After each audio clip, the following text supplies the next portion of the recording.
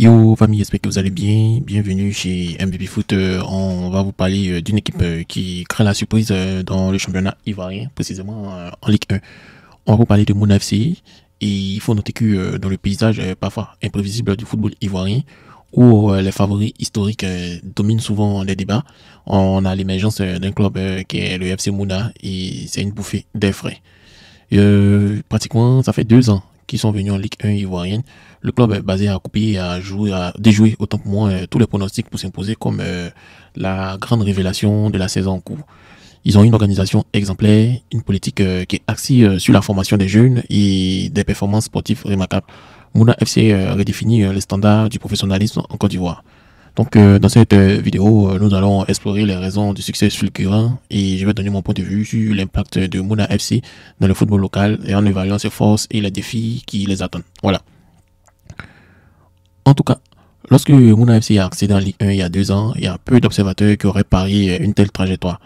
Le club promu, souvent confronté à des défis financiers et structurels, peine généralement à s'installer durablement dans l'élite. Pourtant, on a Mouna FC qui a renversé ces clichés avec une rigueur et une maturité impressionnantes. Dès leur première saison, ils ont affiché une stabilité remarquable.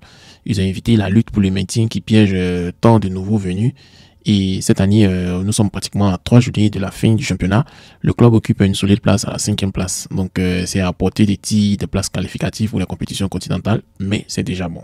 En tout cas, le succès, c'est pas un fruit du hasard. La direction du club, sous l'impulsion de leur président, M. Mouna Stéphane, ils ont mis en place une stratégie claire, miser sur la formation et la promotion de jeunes talents tout en adoptant une gestion moderne et transparente.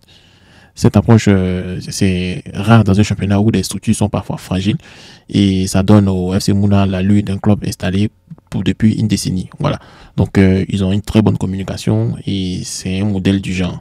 Et ils publient systématiquement la composition de l'équipe, les joueurs en déplacement, le classement actualisé, 1 heure avant chaque match. Le club instaure une transparence qui renforce la confiance des jeunes, des supporters. En tout cas, c'est déjà bon. Et il y a mon jeune cousin qui joue là-bas dans la catégorie des U19 et c'est déjà bon aussi. Voilà. Bon, en tout cas, l'un des piliers du succès de Mouna...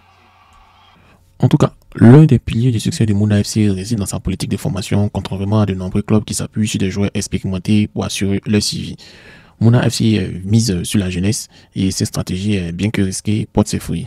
On a un exemple frappant, celui de Obli Kwame, médaillé de la CAN U17 2025, médaillé de bronze, qui a déjà intégré l'équipe première. Voilà, c'est un jeune défenseur extrêmement talentueux qui a été repéré et formé par le club. Donc, il incarne la réussite d'un système qui valorise le potentiel local. Le centre de formation aussi de Mouna FC, c'est vrai que c'est récent, commence à produire des joueurs capables de rivaliser au plus haut niveau. Cette approche ne se contente pas de renforcer l'équipe première, mais elle garantit une pérennité dans la jeunesse en réduisant les dépendances aux transferts coûteux. En investissant dans la jeunesse, Mouna FC construit un modèle durable capable de rivaliser avec des clubs historiques tout en inspirant d'autres formations et c'est à suivre. Au cœur de cette réussite se trouve M. Mouna Stéphane qui est président du club dont la présence est constante, que ce soit dans les vestiaires ou au bord du terrain ou lors des interactions avec les supporters. Et ça montre un engagement rare, contrairement à certains dirigeants qui se contentent d'un rôle administratif. M. Mouna Stéphane, lui, c'est un leader sur le terrain, il est proche des joueurs, impliqué dans chaque aspect du club et cette proximité crée une dynamique positive où les joueurs se sentent soutenus et motivés pour donner le meilleur d'eux-mêmes. Sous la direction aussi du club, ils ont adopté des pratiques modernes qui tranchent avec les habitudes parfois archaïques du football ivoirien. Ils ont une communication qui est proactive, les infrastructures sont améliorées, l'accent est mis sur la discipline et ce sont des marques d'une gestion ambitieuse. M. Mouna Stéphane ne se contente pas de viser des résultats à court terme, il pose les bases d'un projet à long terme avec pour ambition de faire Mouna FC une place forte du football ivoirien. On a aussi M. Oussou Israël, parce que si Mouna Stéphane est le moteur du projet, l'entraîneur Oussou Israël est l'architecte tactique. Il est reconnu comme l'un des meilleurs techniciens du championnat. Il impressionne par sa constance, son exigence et son charisme. Sur le banc, il vit chaque match avec intensité palpable, comme si le sort du club dépendait de chaque action. Voilà. Donc, cette passion, c'est loin d'être désordonnée. C'est traduit par une rigueur tactique qui a transformé autant pour moi Mouna FC en une équipe redoutable. Oussou Israël insuffle une mentalité de conquérant à ses joueurs en les inculquant aussi l'idée que chaque match, même face à un adversaire modeste, est une bataille à gagner. Et cette approche explique en partie la régularité du club, capable de tenir tête aux grosses écuries comme la SEC ou le Stade d'Abidjan. Tactiquement, M. Oussou privilégie un jeu structuré basé sur une défense solide et des transitions rapides. Ça laisse une place à la créativité des jeunes talents. Et cette combinaison d'organisation et de flair fait de Mouna une équipe imprévisible et séduisante à regarder. Voilà. En tout cas, quand on regarde tout ça, Mouna FC, c'est bien plus qu'une surprise sportive. Hein. Il représente un modèle pour l'avenir et pour le football ivoirien. Dans un championnat où le club peine parfois à se structurer, Mouna prouve qu'ils ont une vision claire, un engagement total et une gestion moderne. Donc, il est possible de rivaliser au plus haut niveau, même en ayant des moyens limités. Leur succès et leur leçon d'humilité pour les clubs historiques, qui reposent souvent sur la réputation plutôt qu'une véritable stratégie. Ce qui frappe le plus avec Mouna, c'est leur capacité à allier ambition et réalisme. Ils ont mis sur la jeunesse, ils prennent des risques calculés, mais les résultats aussi montrent que ces paris sont en passe d'être gagnés.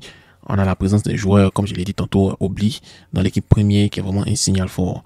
Le futur du football ivoirien passe par la formation et Mouna est là, l'avant-garde de ce mouvement. Il y a un tandem, entre le président et l'entraîneur, aussi le directeur sportif aussi, il faut pas l'oublier. Ce sont des facteurs clés de leur complémentarité. Il y a un qui incarne une vision stratégique, l'autre aussi a une exigence tactique et ça crée une synergie rare. Si le club maintient cette dynamique, je suis convaincu qu'il peut seulement décocher une qualification continentale, mais aussi devenir un acteur régulier des compétitions africaines à long terme. Donc, Mouna FC pourrait inspirer une nouvelle génération de clubs ivoiriens en montrant qu'avec le travail et l'innovation, tout est possible. Voilà. Qu'est-ce que les supporters de Mouna FC pensent? Qu'est-ce que les partisans pensent? Ils disent que Mouna FC, ils ont une politique de formation efficace parce qu'ils misent sur la jeunesse, ils construisent des modèles durables, ils ont une économie viable et ils sont compétitifs.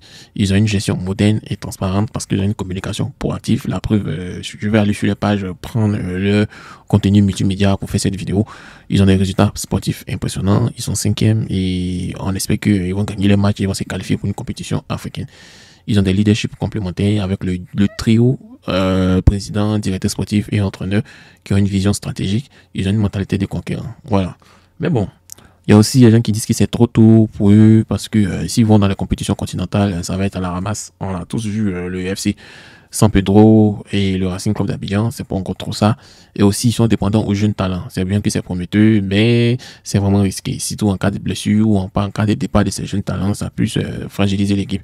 Il y a la pression constante. Voilà. C'est vrai que les succès attirent de l'attention, ça augmente les attentes et ça va peser sur les joueurs et le staff dans des phases cruciales de la saison. Voilà. Ils ont une ressource limitée, ils disposent de peu de moyens financiers et infrastructurels, donc ça pourrait limiter leur développement à long terme. Bon, quand on regarde tout ça, on voit que Mouna FC, c'est bien plus qu'un club. Hein. Voilà, ils ont réussi une saison exceptionnelle. Ils sont la preuve vivante qu'avec une vision et du travail, un engagement sans faille, le club peut bousculer la hiérarchie sous la houlette de M. Oussou Stéphane et le président Mouna. Voilà. Donc, ce n'est pas seulement une belle histoire, c'est une leçon de professionnalisme à l'ivoirienne, un modèle inspirant pour le futur de la Ligue 1. Donc, on espère que ça va continuer comme ça et félicitations à vous.